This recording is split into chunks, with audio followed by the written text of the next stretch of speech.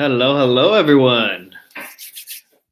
So let's see if you guys can hear me real quick. Sorry for the delay, a couple minutes late, but a little bit of technical difficulty. I feel like it's been forever since we've done this live. Let us know if you could hear us because Tiffany will be arriving soon. But let us know. All clear? Hey, Rita's in the chat, and of course, our awesome moderators slash besties over here, Thrifty Nomads. Camera looks good, loud and clear. It's great to hear. So really, it feels like it's been forever. It's really just been 1 week, but it's actually been 2 weeks because we didn't have our own live 2 weeks ago because we did the Generation 1099 live with Yvonne. So then we didn't do that, and then Tiffany was in Dallas all week, and then this last week we didn't get a chance to do our own live as well because we headed out to a cruise, Carnival Cruise to be exact. Everyone's coming in. Big Mary, hello, Mr. Mom Vlog, Swana Good, awesome, Joe's Computer. Again, I know it's not our normal lives. We normally do our lives on Monday, but we got a business-related event tomorrow that we're going to go check out, so we can't do our Monday evening live, so why not bring it early? And in case you guys are watching this later on, by all means, comment, and you guys can interact with us through the comments. But Tiff will be here in just a moment. Catching up here. But how's everyone's weekend? So, in our case, our weekend's a little weird with our sales because, and we'll talk more about it later on, we were on extended handling time to adjust for our cruise. So I'm not sure if you guys do vacation mode on eBay or extended handling time. Let us know in the chat right here or in the comments which you prefer or which you've done in the past and why. But ta-da! Hi, everyone. She looks so gorgeous. All right, so I think now that she's here, the main event, let's talk about our cruise. Did you have fun? I did have fun, but I think the weirdest part was disconnecting and not having service and not being able to talk to everyone, and it was weird. Yeah, it really was. Oh, hey, Jess Pac-Man. Always a pleasure to see you pop in. But yeah, so you guys know we try to interact with everyone in social media, whether it's through YouTube or mostly Instagram, and we were cut. And we're like, oh, where's all our besties? And then we weren't hearing any sales, and we couldn't do any of the offers, and it was just all around very quiet. Not being able to use Posh and send out the offers or shares, it felt weird. At the first couple hours, it was reaction to check our phones. Even though we didn't have service on the boat, and we were trying to actually get service to do a live. Yeah, we're a little nutty, right? We had an opportunity to possibly, as a change of plans, do a live with Reseller Revolution. It would have been awesome to be able to do. But Chrissy, being right as always, told us there was no way we were going to do a live from the boat. And she was right. And she was right. Let's see. Vacation chaos. I mean, it's a good chaos. It's the kind of chaos that forces us to turn off. You guys know us, and if you don't know us, again, if you're watching this the first time, we're Sell Quick, Ship Quick. Part-time resellers in Southern California. Yep, and we do a variety of different jobs, so we're always busy in some shape or form, and we don't mind it. I mean, it doesn't feel like a burden, right? No, because we love what we do, so we enjoy it. Yeah. And not being able to do what we actually love doing was a little bit weird. It really was. So that was a moment we had to adjust to, like we said, disconnect. But you know what? To disconnect with her, and I mean, who else to be alone in a boat with? Well, I mean, I wasn't alone, but it felt like I was alone. But if you guys haven't done it, it was the Carnival Inspiration Cruise out of Long Beach. And we went to Catalina we boarded the boat on Monday around 1:30, which we had just made it. So before that too, if we're not sure if you guys have done cruises, and anyone out there that's looking to do a cruise, takeoff time is not your actual time. That's literally like the last moment you can get in, because we were assuming we were going to have to be in Long Beach by like 5 o'clock, right? Yeah. So come Monday, I went to work at 8 in the morning, rushed out of there at 12. We had to be in Long Beach by like 1:30. LA traffic. We still had shipping to do. So we rushed over there, made it to the terminal at 1:29, and 1:30 was like the cutoff for our appointment time. Yeah. And the thing with that is, if we didn't make it to that appointment time, we would have been like in general entrance line, which was a big line. So just made it. Yeah. That little Prius pulled through for us. Or like College Picker would call it, the resale Lambo. Yeah. But we made it on Monday. We got on the boat. We waited until our fasting time, ate at 3. We were still doing some active stuff on social media because we hadn't left the dock yet. And then we took off like at 6:30. I think the boat took off at 6:30. Tuesday, we arrived in Catalina. We spent a day in Catalina Island, which was fun. And we did get service in Catalina, so we were able to sign up for the Shine Awards. Yeah, that was the main thing. We wanted to make sure we got ours in. And we just did it all on our phone. I mean, we'll figure it out, and we were able to do it. Yeah. So that was fun. I got a chance to go through that. If you guys aren't aware, Shine Awards related to eBay Open. It's a great opportunity. It's passed, but keep an eye out for Shine Awards if you do go afterwards. Thrifting Nomads signed up for it, and so did Rita, Scully Star Fashions. And related to Rita, I mean, look, everyone should be proud of themselves. Don't think you're not worthy of anything. If there's something like an opportunity for a Shine Award, give it a shot. What's the worst that could happen? Yeah. Tell your story. Everyone has a story, and everyone really does matter. But yeah. So that was Catalina Island.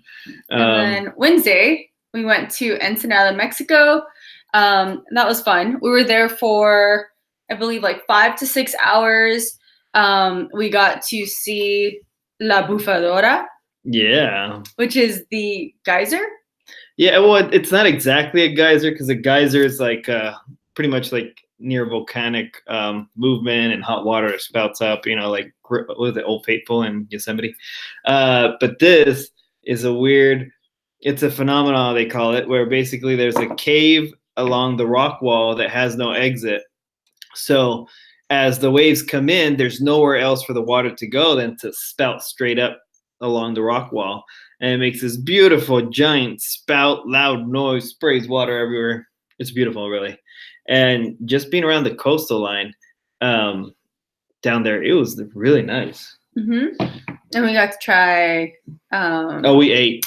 So if you guys ever go to Ensenada and you go visit La Bufadora, it was grilled clams. It was like a grilled clam, but on top of the clam, it was cheese and shrimp. And then a pico de gallo. It was basically the sea turducken. With kind that, of. It was shrimp inside a clam with cheese and sauce and tomato, onion, all that goodie. It was really good. We had that one. We also had what else did we? Oh, we had fish tacos. Fish tacos, shrimp tacos. All delicious. Handmade tortillas. It was really good. Well, we didn't have enough cash. So we wanted to get more food, but we had exactly $5.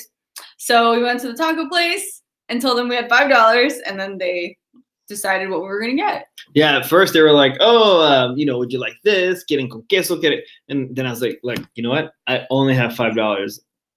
So he stopped offering me all the extras, and he just gave me the basics, which was still delicious. I mean, we did get a piña colada. We got a piña colada inside a piña. That was good. We got also, for our vegetarians out there, we got taco de nopal. Oh, that was really good. That was really good. If you guys don't know what that is, it's cactus. And the way they did it, they just cut a little cactus leaf, probably what size of the size of your hand. Yeah. It looked like your hand. And then they just slice it up in strips, grill it real quick with some hot sauce. And by the way, hot sauce in Mexico is real hot sauce. That's hot sauce. But it was delicious. So we had a great time there. And ended that with a tour of the original or the origin of the margarita. Yes. And then the start of our day was actually at Starbucks because we got service for an hour and a half. And in that hour and a half, we saw our Poshmark offers, our eBay offers, saw the sales that we had made on Tuesday that we didn't see until Wednesday. So that was nice. And then we lost the free Starbucks service and went dark on our little trip. But the thing that I was going to say was that was interesting. So eBay is international. Right. So while doing our eBay offers and responding to offers on in Mexico. Oh, and Mercari. So in Mexico it was fine for eBay. Yeah. But eBay's international. Mm-hmm. So Mercari, we had an offer on a Lorna Jane active top. And I tried to counter the offer and it said, this service is not available in your region because we're in Mexico. So I could not counter that offer. Yeah, we could see the offer. But... Yeah, I could open the offer. I just couldn't do anything with it because we were using Mexico's service. Yeah. Let's see. My mouth may be watering. Yeah, I don't blame you. Talking about it again. My mouth got watery. Yeah. And I'm hungry. Yeah. But then Thursday was a day at the sea, which meant we spent the entire day at the boat, on the boat. We saw a few shows on the boat. They do different like themed events. We saw Motown, like a Motown thing. Musical. We saw a love and marriage game show. So for those of you who have seen stuff like that, it was 3 different couples from different generations, different spans of marriage. And they had to answer questions back to back to see if they were going to answer the same thing. So that was fun to watch. That was fun. For a moment, I thought we should do it. But that meant we had to get in there early and do other stuff. And we were also busy eating. I think we wanted to eat. And we ate all the food. Oh, yeah. And if you haven't done a cruise, all the food is included. Unless you opt for like lobster or fancy steak. Yeah, the premium dishes then you have to pay for. Alcoholic beverages you have to pay for. For the cruise, specifically for Carnival, you are allowed one, was it 750 milliliter bottle? Yeah, right? your of wine. Your basic bottle of wine. I mean, they have the big ones. That's why basic, not the big. Okay, but your basic bottle of wine, if you're 21 and over, you are allowed 1 bottle per person. So we each brought a bottle. But on the boat, you do have to pay for your own alcohol. And then as for water, they don't allow plastic water bottles anymore. So we actually brought our empty bottles with us. We brought these empty bottles, and we filled it up in the little cafeteria thing. Yeah, I mean, that's all you can get for the basics, water, and also with the non-sugary drinks, like some of the teas, they had that. Yeah. You can drink all you want. We had coffee all day. We actually got that tip. We were going to do it, but also Chrissy from Resale Revolution, she was on a Disney cruise. If you guys are curious, she did a great video on how to get ready and how to enjoy a cruise. But yeah, she said carry around your own container that's empty and bring it in, and you can fill it up with whatever you want. In our case, because we're doing our 75 hard challenge, we still had to keep up with it, even if we were on that cruise. So we kept up with the water. And then for those of you who do know about the 75 hard challenge that we were doing, it meant that we had to do our 2 workouts on the boat. So on our first day there, we did an outdoor walk because they also have a jogging track on the 14th floor of the boat. And then we used the gym. They had a really nice gym facility. Tuesday, Catalina, we did our outdoor walk on the island. We walked everywhere for about an hour, actually. So we were in the main city of Catalina Island. It's not very big, so we basically walked the city. Yeah. Not the one, but the city, yeah. And then we did our gym workout. Ensenada was the same. We had to wait for our tour to start, so we walked the city before our tour started, which was about an hour. Then we did our gym workout at night. And then a day on the boat, same thing. We did the jogging track and we did a gym workout. So we made sure to stay on track with our challenge. Water was not an issue because we had our bottles with us and we filled those up. And part of it is also keeping up with the diet plan. We're doing fasting. We just kept up with that. And then reading our book, we kept doing that as well. Yeah, because we had so much time to kill because we had no service. Yeah, there's no service to we couldn't. And they have a TV in their room, but it's like the cable. I think the cable on the boat is actually streaming from 1997. It's far. We watched a lot of HGTV. We actually used to watch that a lot before too. All that does, woo, I want to get that. Like vision board time. This is the house I want, and this is the remodel that I want to do. Yeah, but that was fun. Great time relaxing. In terms of people asked if we got seasick, we just kept on top of drinking what's the pill called again? Oh, Dramamine. Yeah, we just drank it preventatively. Yeah. Because we did feel the boat rock, but there's only it was just at night we felt it. Well, especially the last night. Yeah. The last night was really windy. Anyone that's in LA also had windy and cold weather. Mm-hmm. Well, we got that at sea, and it was choppy water, but it's a fun experience. Most people though were using the little sticker thing behind their ear for nausea. What else did they have? Let's see. Oh, you went on the Waterslide? Yes. So it was this cruise was actually gifted to us by family, partially to get us out of work, I think.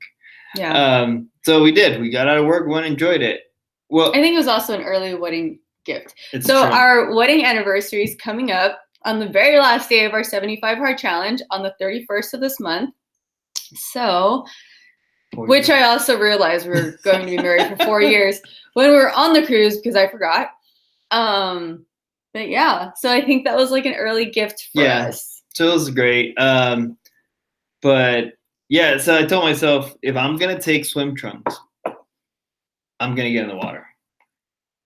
Well, for those who have been on cruises, it's a lot of families. So the pool area, which is not very big, because keep in mind, we're on a boat. You can't expect a giant pool, was full of kids. And I was like, you know what? I won't jump in there and mix around. I'm going to get kicked. Then later I said the jacuzzi. The jacuzzis were jam-packed. Families would get in there and stay there all day. By all means, that was fun. That was great. So then I said, you know what? I'm going to do a slide. They had a water slide. I'm going to get on that. Well, by chance, I went on the slide on the very last day, which was the windiest and coldest day out at sea. So as I was climbing up, the attendant there looked at me like I was crazy. He was like, sir, it is cold outside. I was like, yes, I understand. And he's halfway up the stairs. He was like, no, but it's windy too. I understand. So it's cold and windy. You're going to get on a slide? I was like, look, I have to do it at least once. As long as I can get in there, he's like, all right, go for it. Did it. By all means, not a thrilling ride, but it's also very cold. So I woke up, but it was fun. Freezing. And I watched him because I'm not going to get in the water. Yeah. So all in all, we made sure to have fun. We had board games too. We did. And then I got mistaken for someone. That was funny. Some guy came up to me and said hi to me like I knew him. And I thought maybe if this is a reseller who recognized this, or I don't know who this person is. And I was trying to register his face. And he just looked at me and said, it's okay if you don't recognize me, but we went to high school together. And I looked at him because we went to high school together. And I was like, I don't know him. And I was like, what high school? And then he said some high school in the Valley area or something. I was like, nope, not us.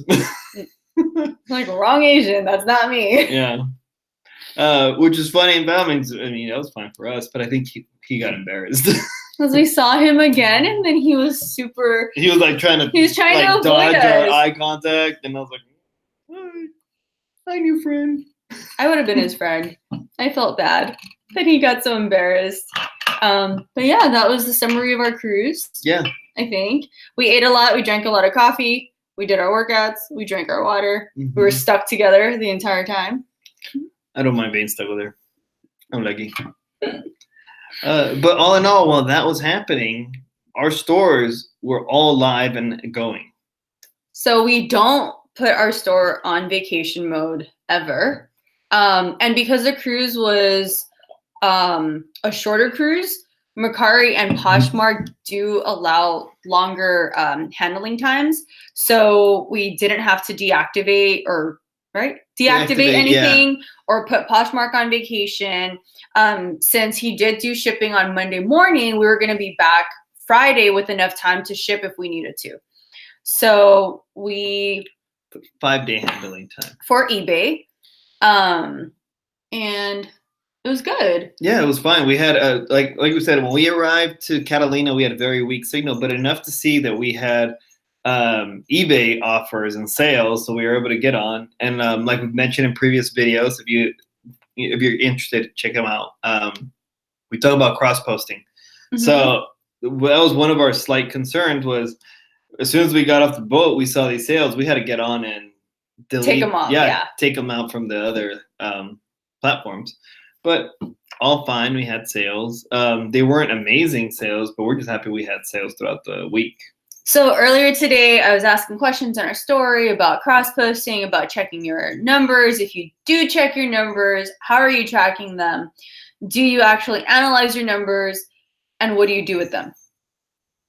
You know, if you go on your eBay performance tab, it will tell you your sales, your selling costs, all that stuff on a daily basis. On Poshmark, I know you can download things, like download their actual performance thing for the month, or you just go to your sales and you see what sales you made. But for us, I keep all our stuff on a Google sheet. And I know Thrifting Nomads put it up in their story today. Jenny uses the spreadsheet that I shared with her. And so I spend 1 day a week uploading all our numbers for the week from each of the 3 platforms. And then it'll auto-generate numbers for the entire month so that I can see how we're doing so far compared to the previous month, you know, up to date. So I did our numbers this week.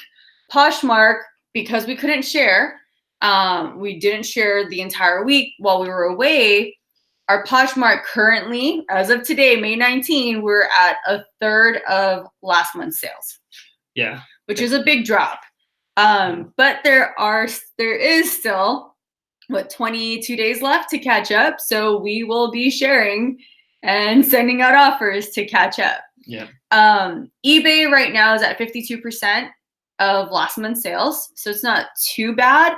If I averaged the days, we're $10 shy per day of being on track for the average compared to last month.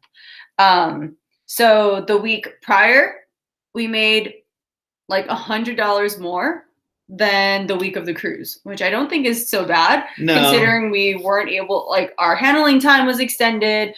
Poshmark was basically dead because we didn't do any offers. The only sale we had on Poshmark when we were out and about was, I think, the day we left, or actually Catalina Island, right? Yeah, we sold a James purse. Or accepted an offer, accepted an offer that came through. So that was the only thing that sold for Poshmark while we were on our cruise. But again, that's because Poshmark is a real active platform.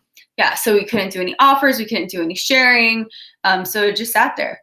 But looking at our numbers, and the reason why we were asking is how do you look at your numbers and track them? How do you analyze it? How do you make adjustments to improve your numbers for the next week or the next month?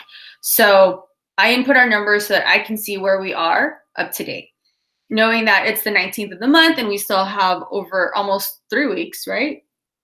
Or is it 3 weeks? No, 2 weeks. So because we still have 2 weeks left, we know how we have an idea of what we need to do in terms of getting listings up, maybe making adjustments to listings, how much sharing we need to do to increase our sales so that we either match or surpass last month's goals. And that's kind of the way that we work, is we try to either match or surpass the previous month. Yeah, and there are some things that are out of our control. If you've been selling for some time or just recently started, you either have or you will be hearing about the slowdown, the summer slowdown. Everyone's big fear. And we understand. I mean, they do happen. And again, that's not exactly in our control if there is a slowdown. But what is in our control is the items we're putting up, the categories we're trying to list in. I mean, if you're selling, boots and jeans, your sales might slow down during the summer. Yeah. So Dab Kitty Sparkle, did we see this? We did not see the sunrise because our room did not have a window. No, but it did have a fake window. It had curtains. It looked like we always had the curtain closed in the room. Yeah. So we didn't see the sunrise. We did see the sunset.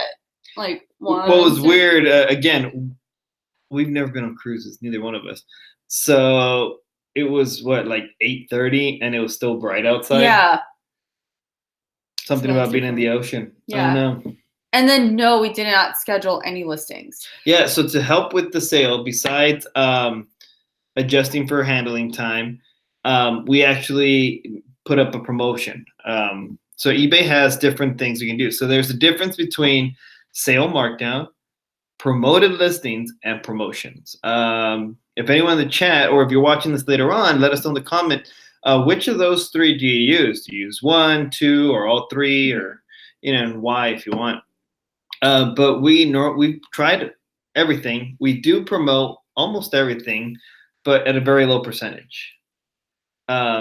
We don't follow eBay's suggestion. Yeah, so we're not up there trying to fight everyone and keep it. On Amazon they call it what is it? Race to the bottom. Race to the bottom. Well, on eBay, if everyone keeps increasing their promoted listings, the recommended promoted listings just goes up.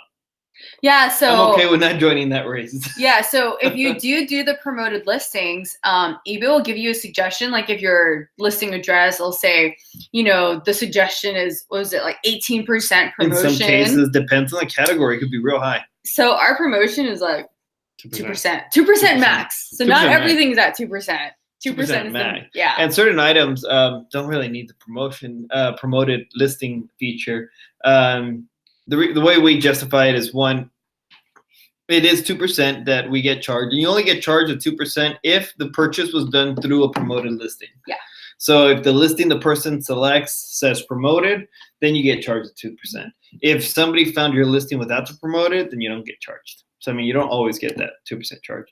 But with the promoted listings, it allows your listing to get used by eBay to put it out in their marketing. At 2%, you don't get much, but it's something. Yeah. And we have had some of the sales be through the promoted listing. And then I don't know if this helps with the algorithm, but I came back from Dallas on Friday. So then Saturday, what I did was I worked on our store, and we were trying to clean up our store because we've been selling for a little over a year now. And some of the items that have been sitting in there for over a year weren't good pickups, or they were the things that we had lying around the house that we just listed for sale instead of donating. And so what we wanted to do is clear up some of those available listings. So I ended a bunch of our stale items. I put them into 3 categories. One was like a donation pile, one was a yard sale pile, and another was to be auction pile. And then what I did was I drafted everything on Saturday. And I think I had about 65 drafts for auctions. And then on Sunday at around 5 o'clock, I made 65 listings go live for auction. So we were getting questions on some of those auction items throughout the week. We don't really know if that, triggered the algorithm. Yeah, again, it's activity. Auction does show that, our store has items that are ending soon. So, I mean, that always helps because people can narrow things down that way. Again, the difficult part is eBay likes to be, we've talked to eBay reps and they don't really know. They don't know because the algorithm, it's like Skynet. It thinks on its own, so it automatically adjusts its reasons for why items get moved up in rank and everything. And by the time people know why, like the engineers and developers know why the algorithm is working that way, it already changes mind. Yeah, so we actually asked a rep at eBay Open last year about that algorithm, like what we need to do to, you know, make our stuff more relevant, looking at our listing titles to see if there's anything we needed to do. They really didn't know. Yeah, they said, I mean, to what they saw, everything looked good so far with our store. Exactly, no rhyme or reason. Yeah. And then we went to a Shopify eBay event months ago with Thrifting Nomads, and we got to talk to an eBay rep. And same thing, we were asking about the algorithm, and the person we talked to was actually one of the heads of, or was the old head of the automotive department. Yeah, for the whole eBay company. Motor. Yeah. And then he switched over to a new department. He didn't really understand the algorithm either. And he's the one that told us, like, engineers actually. Yeah. He's like, by all means, we want to try to understand. And he said, like, the system adjusts itself before we know what it does, and then we learn. So. And then more recently, you guys went to eBay Upfront 2 weeks ago. And we asked questions. The same question, because Orlando from Pure Hustle Podcast asked an eBay rep about promotions, about the stale listings and all that stuff, and they still couldn't tell him what was going to generate the algorithm. Yeah, and again, I can't get mad at eBay for this. eBay's trying to be as evolutionary as they can be, and part of the process is trying to learn what's going on. And like, they kind of created this, artificial intelligence sounds creepy, but that is working so well that they're trying to learn what it's trying to do. Like, it's crazy, but I mean, they're doing it for us. Yeah. So I mean, on our end, we're doing anything that is within our control to increase our sales. So if we can do a promotion, if we can do a sale, adjusting our prices, making edits to generate traffic in our store, and it's within our control, then we'll do it. Yeah. I didn't even get to that part though. So we do, like we said, we do promoted, but we also do promotions, like Big Mary does, promoted and promotions. For those who don't know what promotions are, it's very similar to what sales are. The difference is you don't get a red line through your price and, your price coming out red. Because if you do a sale markdown, what happens is you'll get a red line and it looks like a sale, like a traditional sale sign where it crosses off the original, $9.99, and it says it's 20% off, so you're going to get it at whatever that is. I'm not quick on math. And it'll cross it off. Now, if you do promotions, you can do for different reasons. So you can do a promotion where you go on and you just put like 10% off your entire store, no minimum purchase required. That means your whole store is just 20% off. And when a person gets on your item, it'll have a little caption window or a little notification that tells the person, hey, there's a 20% off sale or 10% off sale, whatever it is.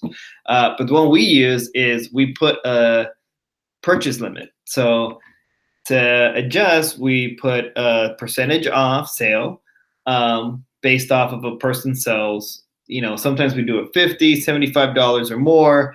Part of that is, one, the algorithm picks up that we are running this promotion, but also we try to, most of our items are not $50.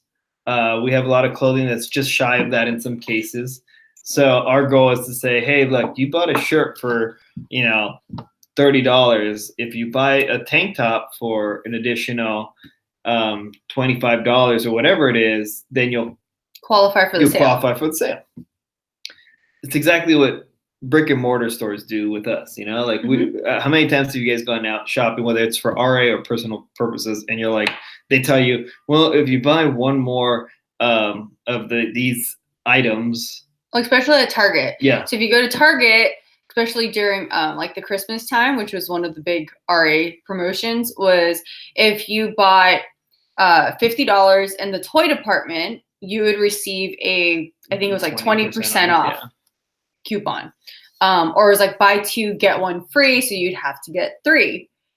But that's something that we do try to incorporate in our store. Mm-hmm. And now that we're back from our 2 weeks of like weird scheduling, yesterday we were able to go thrifting with Thrifting Nomads. Actually, first day we got back. So we got in on Friday, and we happened to be in Long Beach to thrift, and Thrifting Nomads was there. So we met up with Will, and it was an interesting, unplanned day. We just knew, I mean, we arrived in Long Beach and got off. We were in the car already at like 9 o'clock in the morning. Anyone in LA or heard of LA traffic? It's crazy. So there was no way we were going to leave the harbor at 9 and go straight home and sit through traffic. And we're in a different area. We're not that close to Long Beach, so we figured we'll try to thrift out there. But thrift stores didn't open until 10 o'clock. Oh, yeah. They don't open until 10. So we did a walk on the beach, and then we went to a bad place to do a walk, by the way. And then we did our first thrift store. I think it was our second one. Will messaged us, and so we met up with Will. By chance, he was in the area too. Yeah, and we actually hadn't gone sourcing in over 2. I hadn't been sourcing in over 2 weeks, so it was. I was so excited to thrift, and we were able to score some really nice items at the thrift store, and we spent Friday thrifting with them. How many did we hit? 4. Yeah. We hit 4 thrift stores on Friday. One of them was the bins. Oh, yeah, we did go to the bins, but it was a very quick stop. And then on Saturday, Thrifting Nomads did stay over at our place. And on Saturday, we hit up some yard sales and some thrift stores. And you guys can actually see some of the action if you go to Thrifting Nomads YouTube and check out the video that they dropped today. We were supposed to go to the bins, but because of timing, it was going to be too crazy to make it out there, but we were able to pick up some nice things. So we are on a couple of yard sales, right? Yeah, I said that. Oh, yeah. So we're on full work mode this week. We're going to sit down later today and go over our schedule. We do have like an event out tomorrow on the west side of LA, but I'm going to take all the pictures of all the clothing items that we have, which is a lot right now. And then we will be listing away. Yeah. But it's all about getting back in the groove. And in Poshmark, been sharing my little life away there. Mm-hmm. And sending out some offers. I do have to sit down at sharing offers on the computer, sending offers on the computer are a lot easier to just do them in batches. So probably later on today, I'll sit there and do some batch. Oh, and Big Mary did a test the other day. Did a 35% off sale, no best offer. Some sales did a 10% sale and best offer, and sales were better. You know, we do notice that is that if you include best offer, it, at least for us too, I do notice that when we do put best offer, we're more likely to get attention on our items. I actually put the auto decline. I know a lot of resellers do say not to do that, but I would rather not deal with the super lowball offers. And so I do put an auto decline. Well, I mean, when we had less items in our store, we did allow lowball offers, and we would just, go through decline or whatever. But doing it this way is a lot easier. It's a lot less frustrating for us to not have to deal with the lowball offers. So I set an auto decline right at the cutoff where we are still happy with the profit we're going to make. Yeah. It's not an auto accept. It's just if we see an offer, that means at the offer that was passed on to us, we could technically accept it if needed. But so we had that going on, and we actually had a few items in the past where we had items that weren't best offer for whatever reason. And then when we realized they didn't have best offer, went through and popped in best offer, and then those items started getting questions. I mean, we do believe in the best offer system. Yeah. And Lisa's in here. Oh, it's pouring rain and thunderstorms in New Hampshire. Oh, yeah. Well, we've never been there. No, we did get a drizzle in LA. Yeah. It was just drizzling here. It was just drizzle. And then the sun came out. Yeah, it's been an odd beginning of, I don't know if it's summer or spring. LA spring. LA really just has like fall and summer. Yeah. Yeah, we don't really have spring. Yeah. Oh yeah, it's like 10:45 over on the East Coast right now. Yeah. So at least you don't have to be out and about in the pouring rain. That's good. And on that, we appreciate everyone that's joining us right now. Again, it's not our usually scheduled show, but we wanted to make sure we got back on track. And for those who didn't know, last week Tiff was, or a week before that, Tiff was in Dallas for the other job she does for a conference. And I mean, it's weird. I was all alone. I didn't know what to do with myself, so I just started taking trash out. Staying busy. So then we couldn't do our live then, and this last week our trip. So we just want to get back into the groove, especially with everyone here. Like we said, we really appreciate everyone on our social media network here on Instagram and YouTube. Yeah. Oh, good night, Vic Mary. Thank you for joining us. Yes. And we will probably catch you on Thrifty Vikings live throughout the week. And then about our spreadsheets, I also shared. So I shared it with Jenny from Thrifty Nomads, and I shared it with Lisa. When she came to visit us, I showed her my spreadsheet, and she's been using it. And it was just a test. Like, yeah, I didn't know. We're trying to see it. So she created it not with the purpose of like necessarily sharing it, but she did it to what works for her system of workflow. So then now we're curious if that works with other people, but it does take diligent. Like you have to be diligent to. Yeah, and then I don't know how, everyone has a way of tracking their inventory, and I know a lot of people would just do the average cost. So if you buy 10 items at a thrift store, divide your total by 10. Personally, I do itemized logging, and so my spreadsheet is itemized. So it might not work for you if you like to do a general average. Yeah, and there are other people that the other way I've seen done is say they have they buy 10 items at a thrift store and they spend $20. Well, one of those items sells for $20. Then some people say, okay, well that covers the cost. Everything else is 100% profit, which in the numbers do make sense in that sense. But if you do it that way, these spreadsheets probably wouldn't work very well for you. Yeah, because the point of the spreadsheet that she's done is actually so that we can understand individual items and the profits we get per item, just so we know whether to pick up or not. Yeah. Because,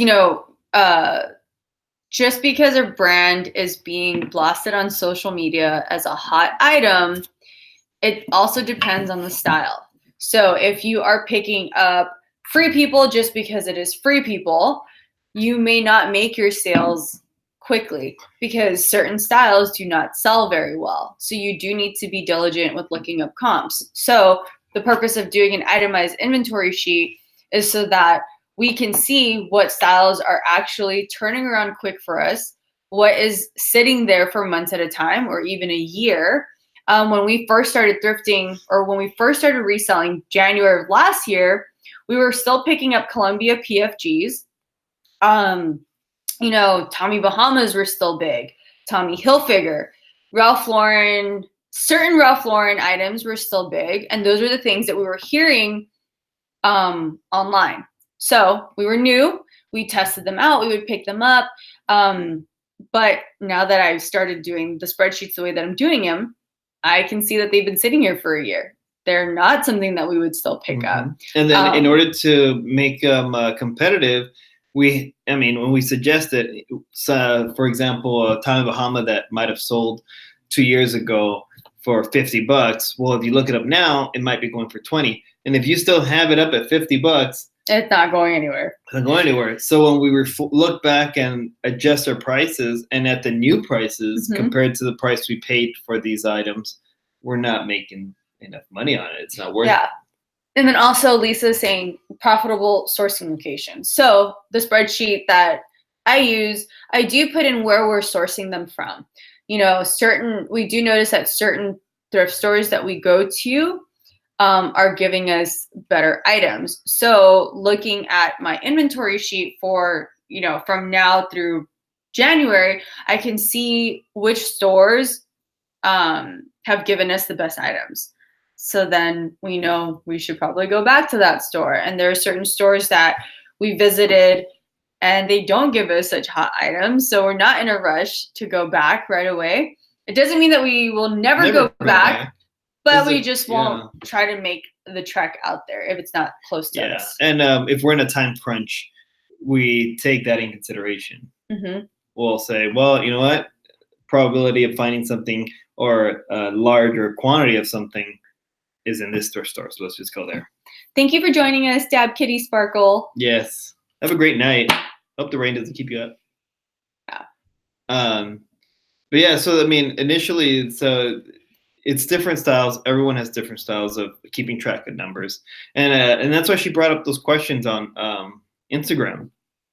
If anyone out there is watching us and doesn't already follow us on Instagram, do us a favor and go find us on Instagram, and we do a lot of interaction there, and sometimes it's just random stuff. But like Tiff asking these questions, it's kind of to help you guys think about what's going on with your business, because if it's a hobby, then it's okay if you're not intensely into your numbers, because you might not really be looking to make it grow. It's just something that you maintain on the side.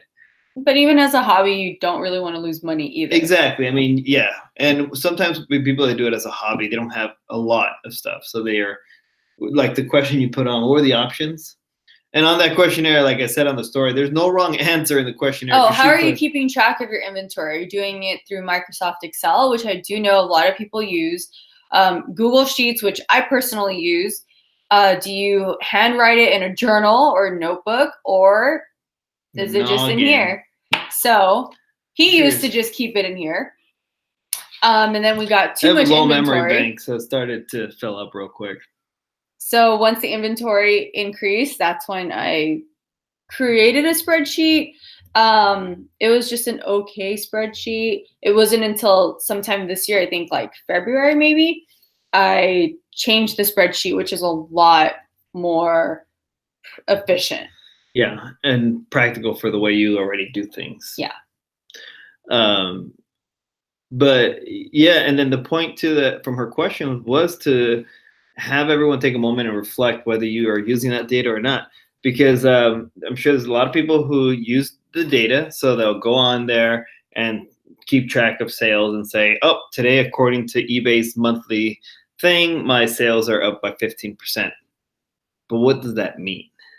And that was our point with all those posts, is taking a moment to reflect and saying, okay, my sales are down, but why? In our case right now, we obviously know there's travel that occurred in these last 2 weeks that changed how we are doing our business, because we're traveling either together or individually, and we can acknowledge that that's what's going on. But had we not traveled and been here, we'd see these numbers and say, okay, what happened? And we get to see if we weren't listing as much, or we weren't listing the right items for the season necessarily. And then another benefit to keeping track of your inventory too was which platform should we be putting our focus in terms of that net profit.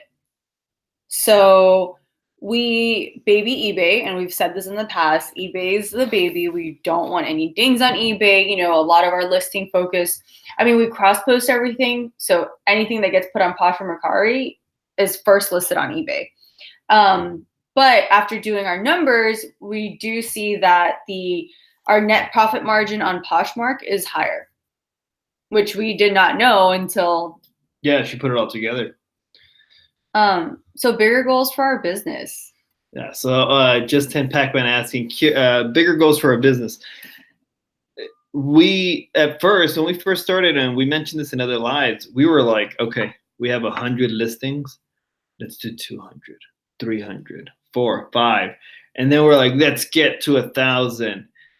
And then when we reached 1,000, we realized we were so focused on the quantity, we weren't really looking at the quality. So then we had a lot of items and we had things that were selling, but they weren't necessarily very profitable. And then our other concern was, at least the way we manage and run our store, is once we hit 1,000, those auto relisted items started to slowly get some fees. So that's when we decided to clean it up. So right now we're sitting at, I think 800 listings, 880 active listings. Yeah. Which we have cleaned up. It's 880, but I think about 100 of those are auction because I just relisted everything that ended today. So I think our biggest goal is obviously to make more money in our stores. That's the easy answer. Yeah. But I think it's to, again, she does such a great job at keeping track. So all these numbers, by all means, I do my best to really not get in the way, but she crunches these numbers and she puts them together. So our goal is to use that information. Like, she collects so much information, we might as well use it to improve the quality of our stores. And then this is also, we were picking up brands that we kept picking up because we weren't keeping like the best track of our numbers. And I think this last like month and a half, going into thrift stores, I've been leaving a lot of things behind that I was normally picking up. Same on my end. So in terms of amount of stuff we pick up, I don't pick up as much because for the most part, I focus on hard goods and electronics. And I was picking up a lot of electronics and hard goods, and part of it is I like a shipping challenge. But some of those shipping challenges were turning around to make just a few bucks. And at the time, I would realize it when I shipped, like, oh, that was too expensive. And I'd still say like, oh, at least we made like $10. But then after checking and crunching the numbers, the true numbers, she'd be like, just to let you know that one item, that made us like $4 or $5. This last weekend was when I went through the rest of our numbers and did the shipping costs and PayPal fees and like all that stuff. And a lot of the hard goods, it was not worth it. No, the and amount at the of time, at the time that you picked it up, it was months ago. If it had sold months ago at the price that we found comps on, it would have been great.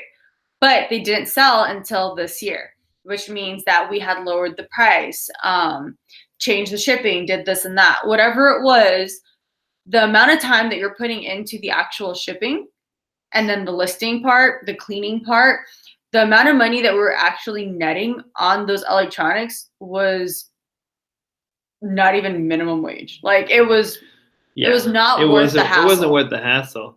But again, we wouldn't have known that had we not had those numbers crunched.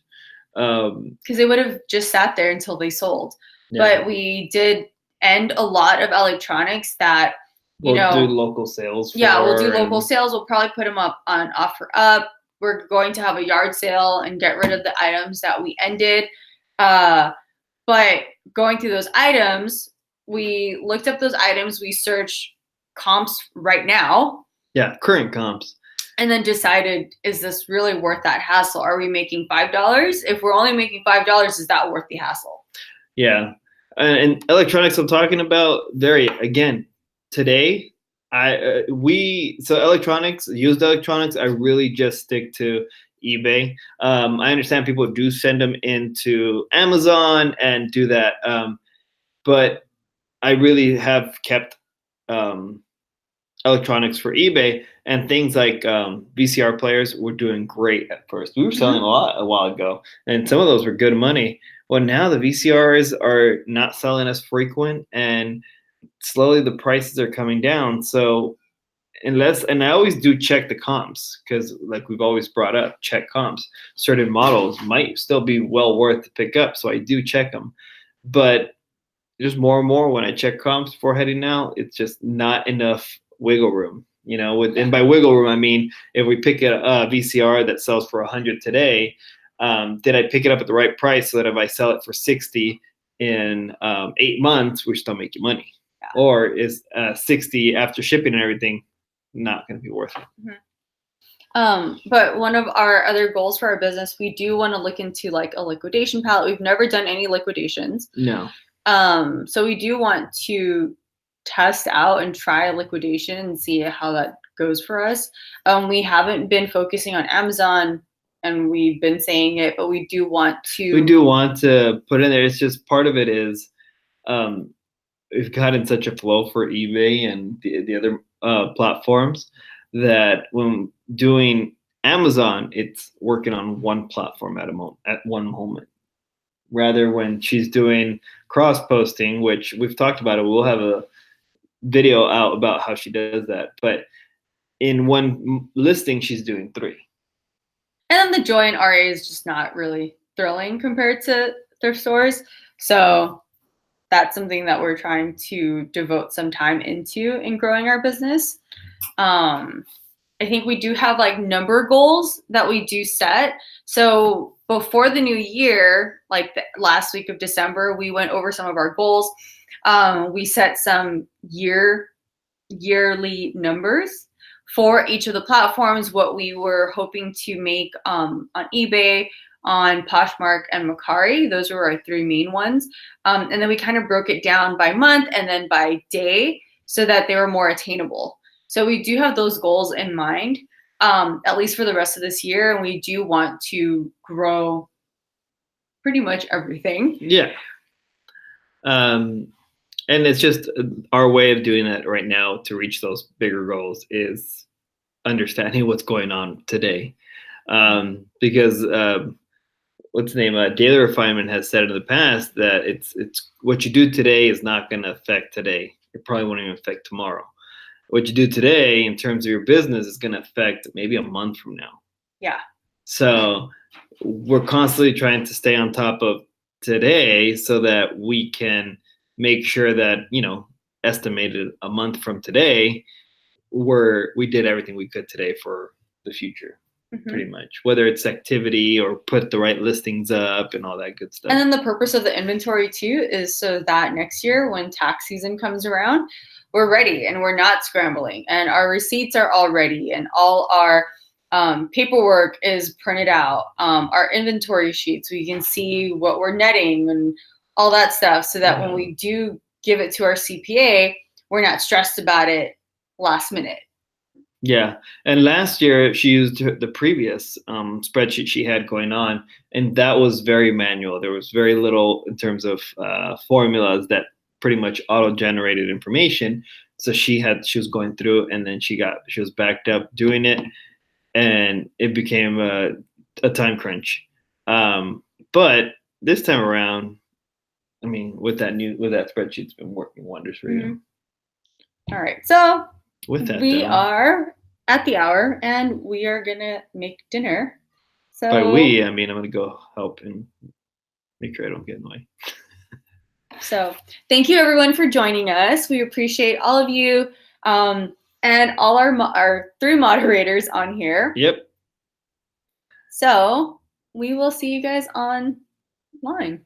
Yeah. And we do have a show on Wednesday. Yes, we haven't gotten down the time as well for that one, but that's going to be with Thrifting Nomads on our channel to go over our monthly goals, even though it's like the end of the month. Yeah. But we will talk about next month's goals. Yeah. All right, everyone. Well, thanks again. And again, if you're first time watching us, we're Sell Quick, Ship Quick. Thank you for joining us. Bye-bye.